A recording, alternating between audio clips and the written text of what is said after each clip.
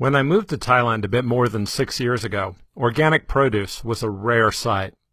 Today, the organic selection takes up much more room. While I'm pleased that organic produce is gaining traction in the Thai market, I'm also confused by the number of near or faux organic products being sold.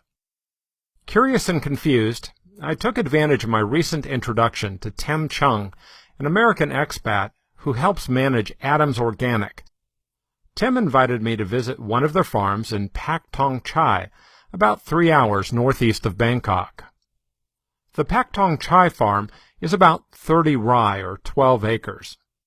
The farm grows everything from tomatoes to zucchini, salad greens to shallots. Some of these vegetables are grown in open fields, and others are grown in net houses.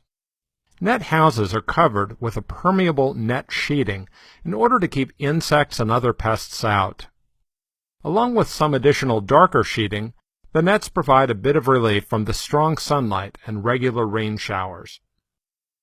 To enter the net houses, you step into a box of ground limestone. This helps reduce the risk of soil-borne disease being brought in. The 2 sets of double net curtains help restrict the entry of insects. Further organic pest control methods include the placement of sticky yellow flags, which attract the insects and then trap them once they land, as well as plastic containers of sulfur powder. As the sun heats the sulfur, it gives off a gas that repels certain insects and also discourages the growth of microbes and fungus.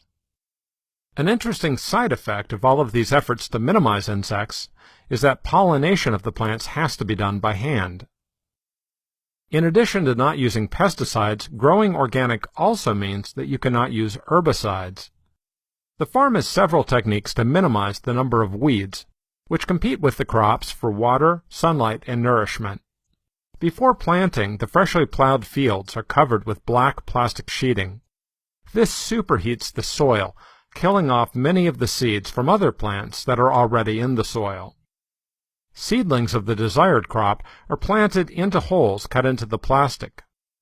As the crop grows, the plastic sheeting minimizes the number of competing weeds by cutting off any sunlight to them. Hand weeding is also necessary while the crops are young.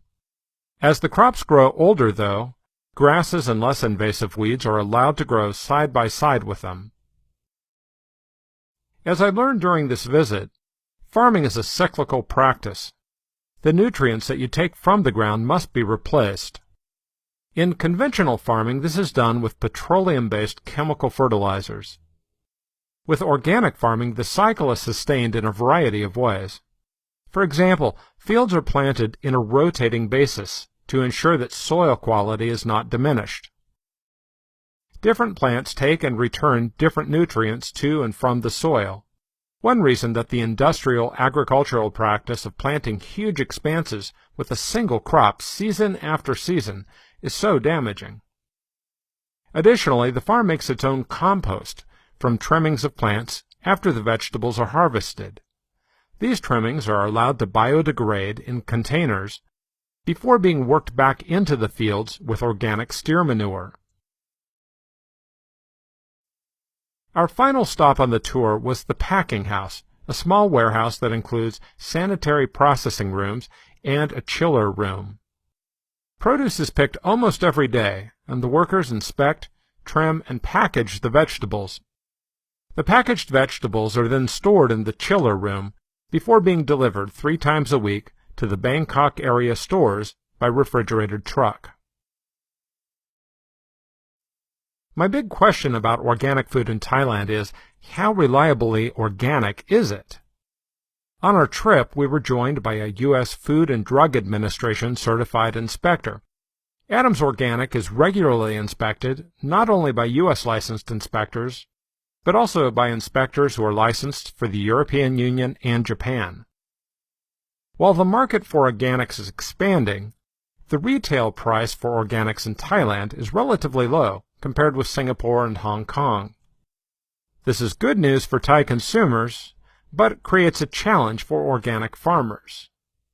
The retail operation is not yet profitable for Adams Organic, but they see this as a long-term project and an area of increasing opportunity. Many thanks to Tim Chung and Adams Organics for letting me poke around their farm and for being able to share this story with you.